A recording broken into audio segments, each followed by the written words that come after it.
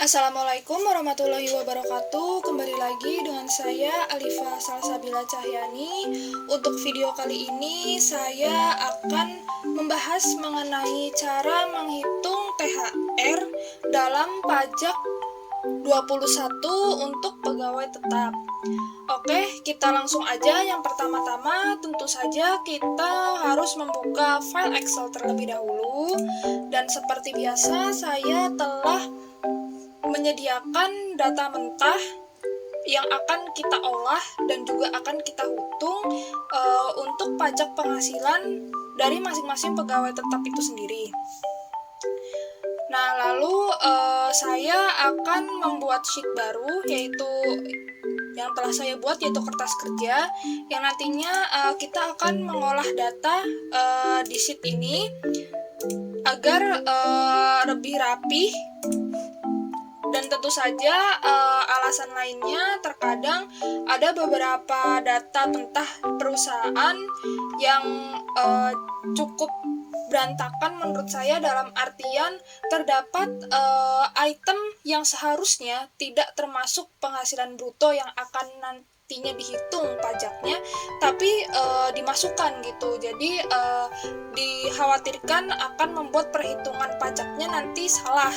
Jadi untuk lebih baiknya kita membuat sheet baru saja.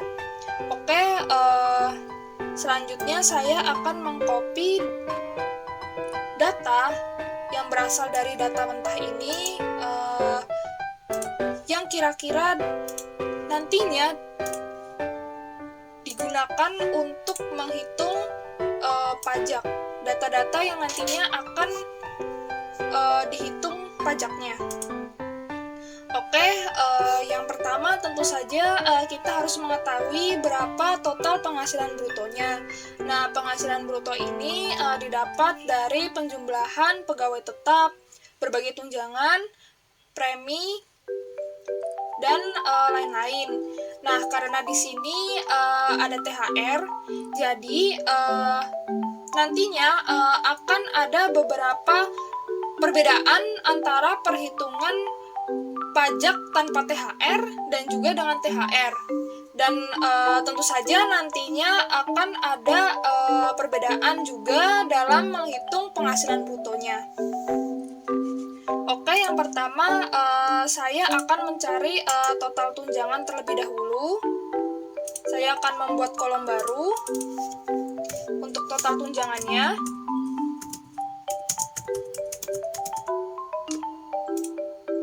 Tentu saja terdiri dari penjumlahan tunjangan rumah, tunjangan komunikasi, dan juga tunjangan makan. Selanjutnya saya akan menghitung atau menentukan berapa premi asuransi sebagai penambah penghasilan bruto. Nah, premi asuransi yang digunakan dalam menjumlah penghasilan bruto adalah asuransi yang dibayar oleh perusahaan. Di sini adalah Aztec 0,54%. Sedangkan yang Aztec 2% ini sama saja seperti JHT atau jaminan hari tua atau iuran pensiun yang dibayar oleh pegawai sendiri, sehingga nantinya tidak dapat menjumlah penghasilan bruto tetapi mengurangi penghasilan bruto. Oke, ini akan saya ubah saja namanya menjadi premi asuransi.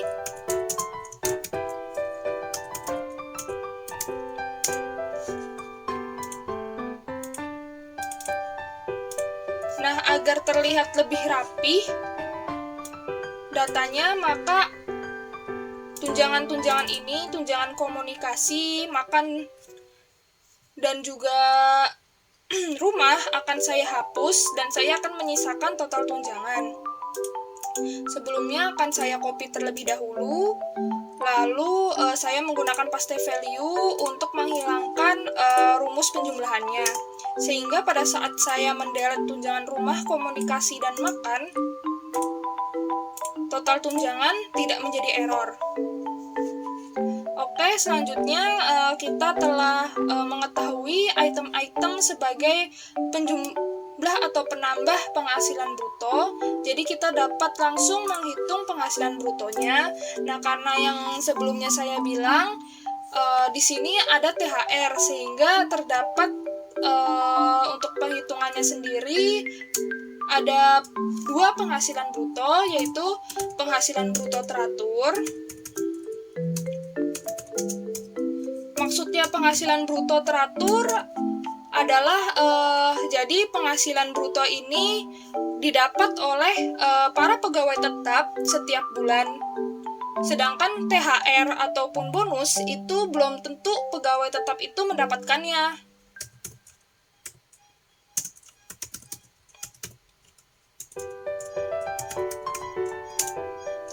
Nah, ini seperti biasa, penghasilan bruto teratur ini pastinya terdiri dari penjumlahan dari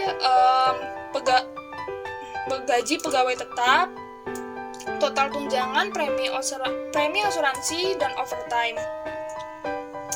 Oke. Lalu saya akan menambah kolom lagi. Untuk penghasilan bruto teratur,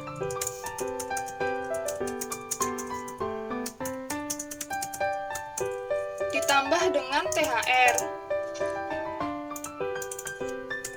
Tentu saja penjumlahan dari THR dan juga penghasilan bruto teratur.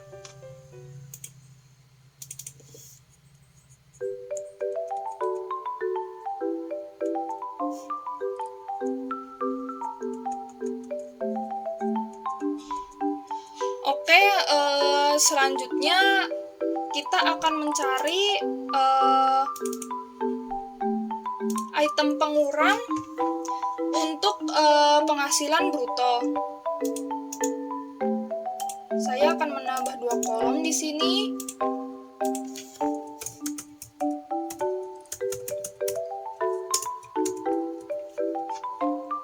Yang pertama adalah biaya jabatan. Lalu yang kedua adalah Aztec 2% atau JHT. Nah, biaya jabatan ini untuk mempersingkat waktu saja, saya tidak akan menjelaskan lagi. Jadi, saya akan langsung menggunakan rumus if karena terdapat 2 jawaban, yaitu penghasilan bruto ini yang dicatat sebagai biaya jabatan itu dapat 500.000 atau kurang dari 500.000. Penjelasannya dapat dilihat dari video saya yang sebelumnya, yaitu cara menghitung masa pajak menggunakan Excel. Oke, kita lanjut saja. Penghasilan bruto teratur dikali dengan 5%, hasilnya lebih dari sama dengan 500.000.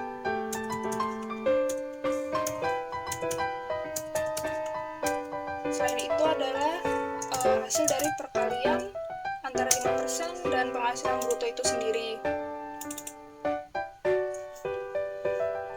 Oke, setelah kita mengetahui semua item sebagai pengurang penghasilan bruto, selanjutnya kita menjumlahnya.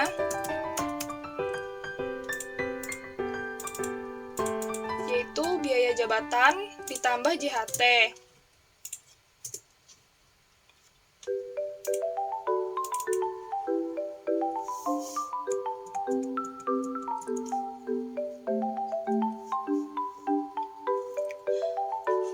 Oke, selanjutnya kita mencari penghasilan bruto teratur setahun.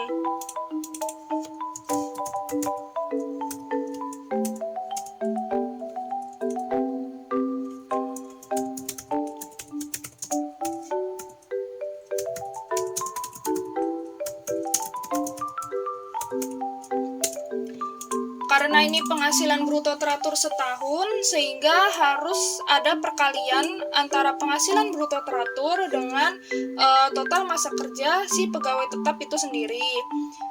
Jadi karena di data mentahnya ini tidak diketahui berapa lama para pegawai tetap ini bekerja, maka kita asumsikan saja mereka bekerja selama 1 tahun penuh atau 12 bulan.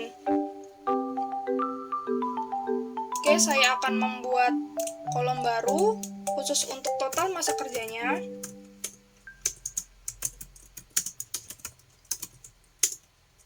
Itu 12 bulan.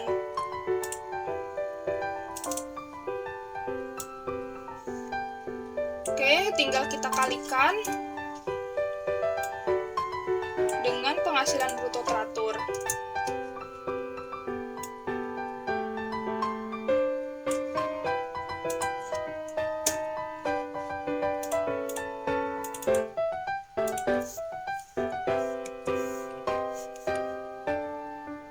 Oke, selanjutnya ada penghasilan bruto tidak teratur setahun.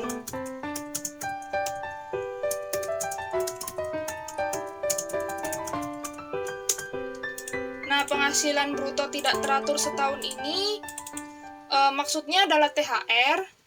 Jadi kita menggunakan rumus sama dengan saja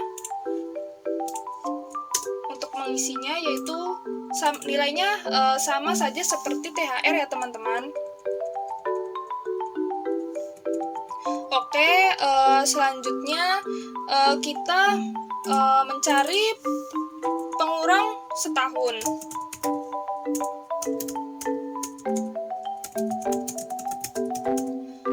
Fungsinya sama aja ya teman-teman, untuk mengurangi penghasilan bruto teratur setahun. Nah, dalam item pengurang setahun ini ada biaya jabatan atau bijap setahun, teratur setahun.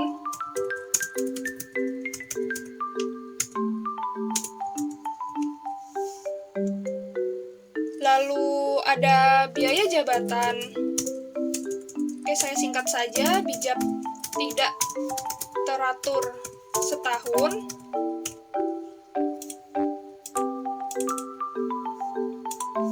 Dan JHT setahun.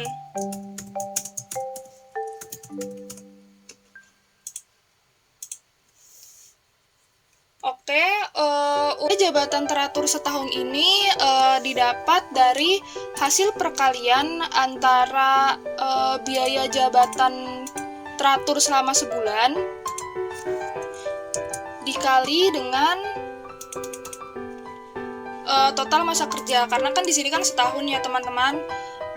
Jadi sama seperti biaya jabatan sebulan yang memiliki dua kemungkinan nilai yang akan dicantumkan.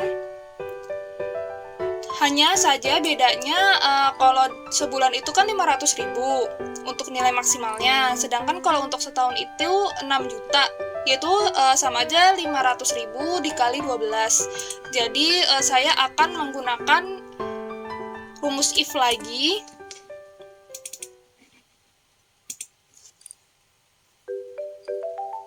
Maka apabila hasilnya lebih dari sama dengan 6 juta, maka akan dicantumkan sebesar 6 juta.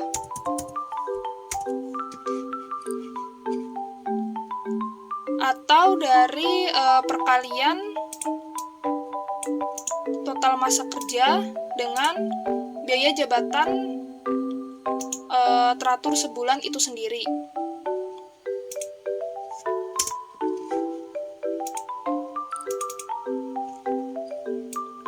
Oke, untuk biaya jabatan tidak teratur setahun ini agak berbeda cara perhitungannya, yaitu saya akan menggunakan rumus if lagi. If apabila biaya jabatan teratur setahun ini nilainya lebih dari atau sama dengan 6 juta, maka yang akan dicantumkan adalah sebesar 0. Atau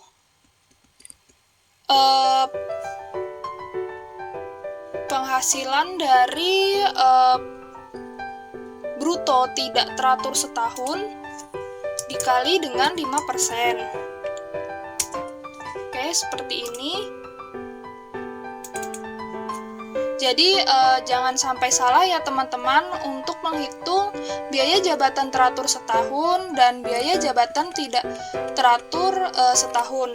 Nah, untuk JHT setahun ini hanya terdiri dari perkalian antara JHT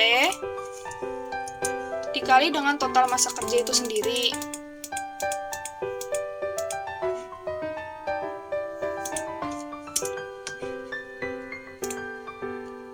Oke. Selanjutnya kita dapat mengetahui jumlah pengurang setahun. Pengurang setahun untuk pengurang sebagai penghasilan bruto setahun.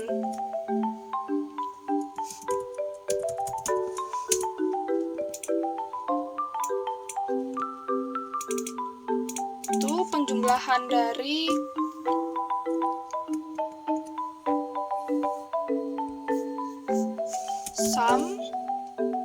penjumlahan dari biaya jabatan teratur setahun, tidak teratur setahun, dan JHT setahun.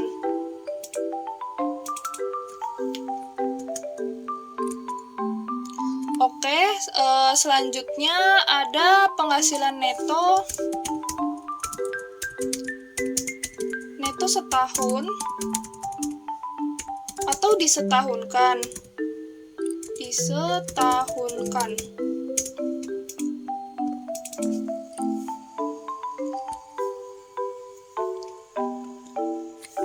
Nah, oke.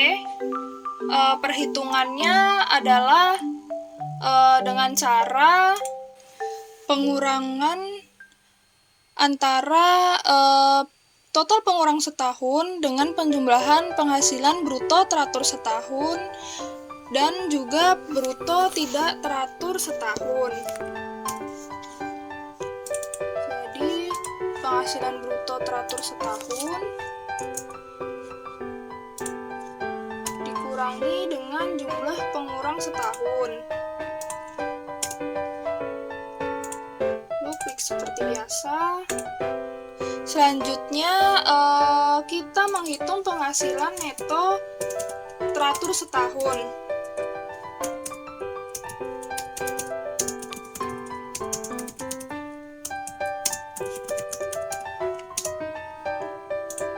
Nah, ini didapat dari penghasilan bruto teratur setahun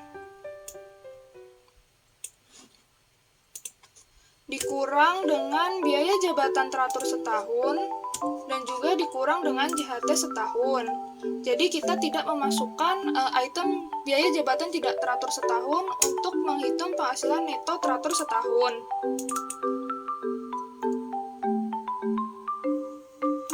Oke, selanjutnya kita dapat mencari penghasilan neto sebulan.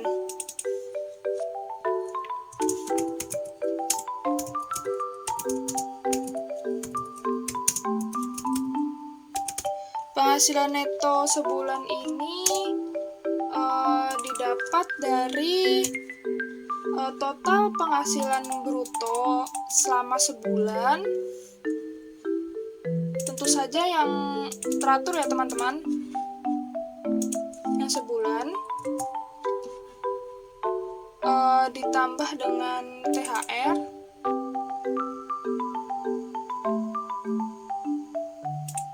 atau bisa juga menggunakan ini saja, dikurang dengan total pengurang selama sebulan.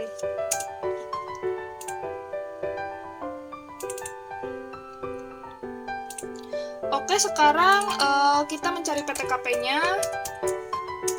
Saya tidak akan menjelaskan secara detail untuk mempersingkat waktu, jadi langsung saja saya menggunakan VLOOKUP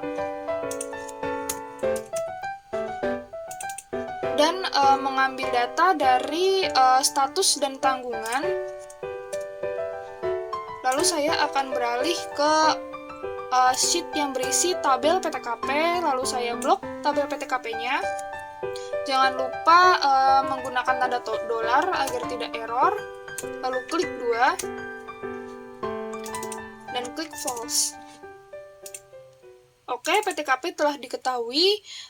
Selanjutnya kita dapat mencari penghasilan kena pajak teratur setahun. Ini saya singkat aja menjadi PKP ya teman-teman.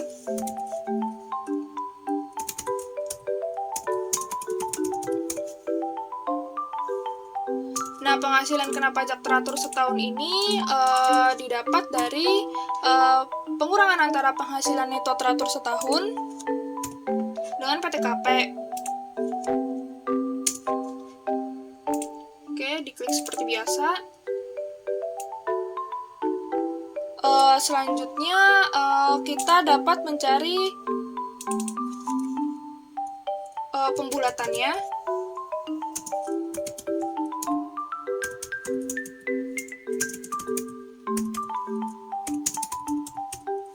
Jangan lupa untuk selalu dibulatkan ya teman-teman untuk 3 digit terakhir penghasilan kena pajak. Biasa dengan menggunakan rumus rundown, lalu klik PKP teratur setahun, lalu ketik -3. Oke, karena sudah diketahui PKP teratur setahunnya, tentu saja kita juga mencari PKP tidak teratur setahun.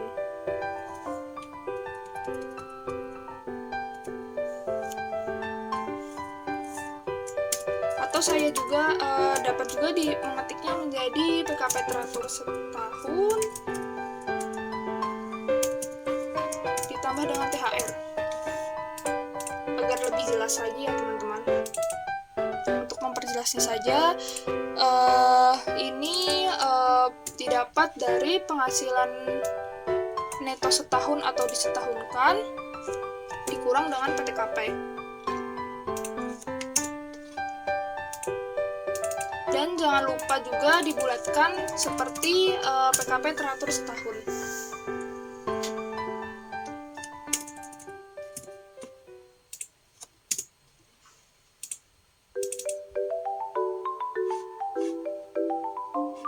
Sebentar.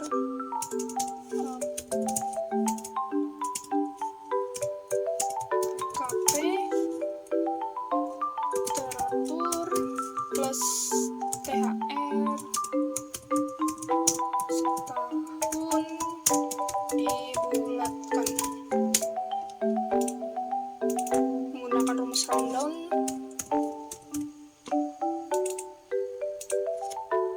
Lalu ketik -3.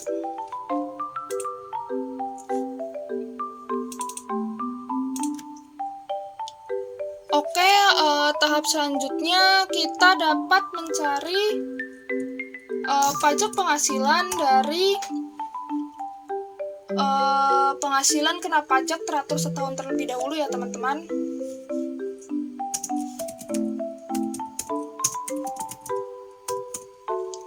Nah, karena untuk mempersingkat waktu, jadi saya hanya mengcopy rumusnya saja, lalu menyesuaikannya dengan kolom yang ada di sheet saya ini. Nah, bagi teman-teman yang ingin mengetahui secara detail cara rumus untuk mengetahui rumus menghitung pajak penghasilan yang ada di Excel dengan menggunakan Excel, dapat melihat video saya di tutorial menghitung masa pajak penghasilan dengan menggunakan Excel ya.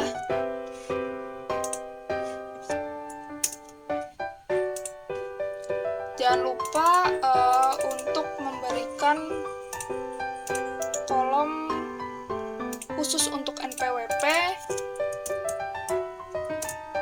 karena di sini di data mentahnya saya tidak tahu siapa yang memiliki NPWP atau yang tidak memiliki NPWP, maka akan saya asumsikan sendiri saja ya.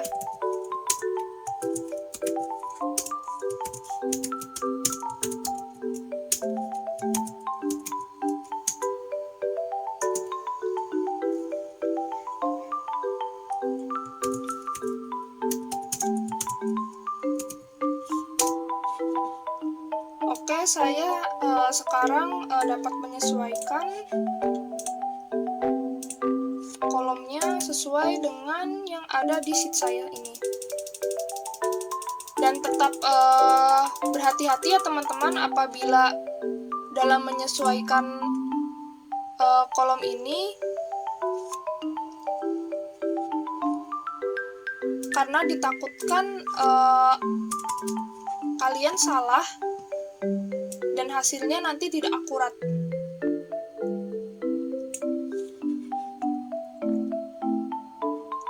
Pilih yang telah dibulatkan ya teman-teman.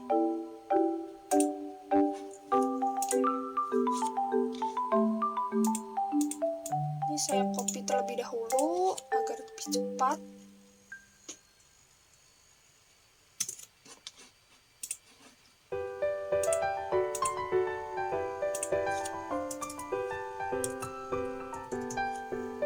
D3 akan saya C5 akan saya ubah menjadi D3.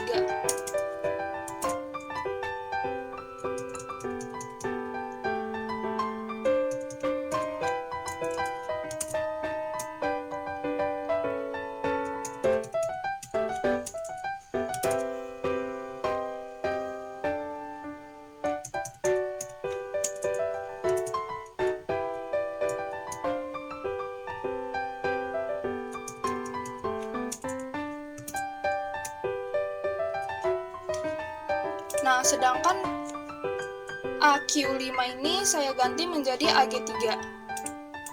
Saya copy terlebih dahulu agar cepat.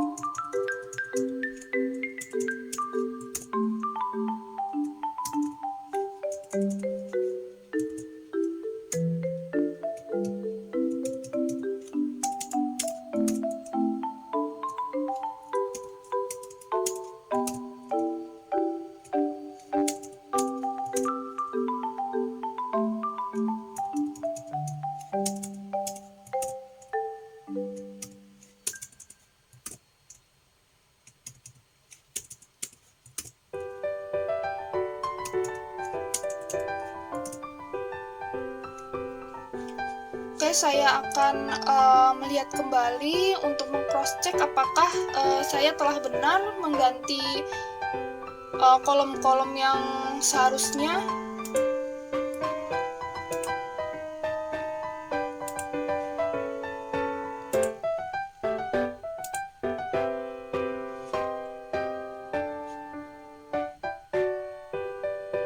Oke, teman-teman, sepertinya sudah benar.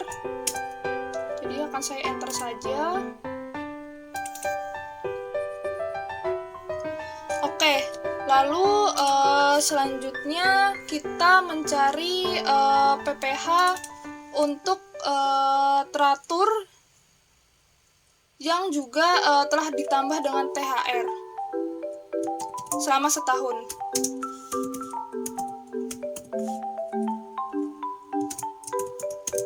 Caranya sama ya teman-teman, hanya saja kolomnya yang berbeda. Dan di sini hanya satu kolom yang akan saya ubah.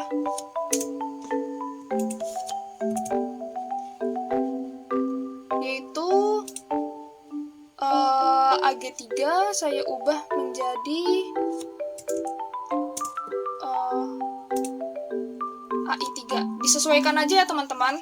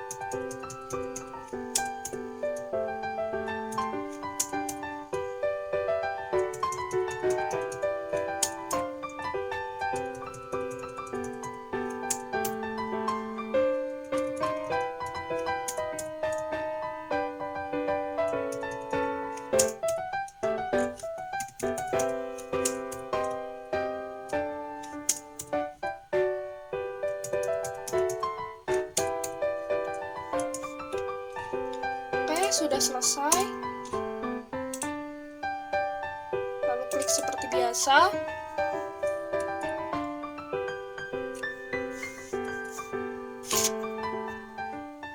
Nah, oke, tahap selanjutnya kita dapat mencari PPh 21 untuk THR itu sendiri.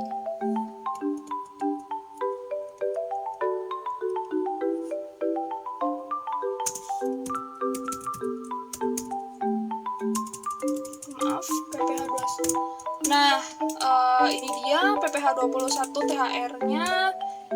Itu adalah hasil pengurangan dari PPh teratur plus THR dikurang dengan PPh teratur setahun. Nah, oke, hasilnya telah keluar. Lalu untuk PPh 21 teratur sebulannya sendiri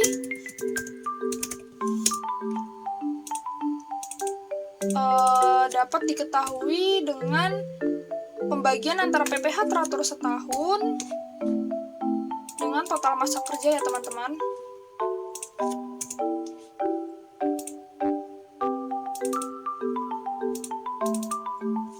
Oke, apabila digabungkan antara PPh 21 THR-nya dengan yang teratur selama sebulan, didapat dengan menjumlahkan antara PPh 21 THR dengan yang teratur sebulan. Nah, oke. Maaf, ini sepertinya ada yang salah karena hasilnya ada yang minus. Sebentar, akan saya cek terlebih dahulu. Oke, teman-teman, saya telah menemukan di mana kesalahannya. Ternyata bukan letaknya, bukan di rumusnya ya teman-teman, tapi di sini di bagian Karwin ini secara tidak sengaja terdapat spasi. Jadi ini spasinya saya hilangkan.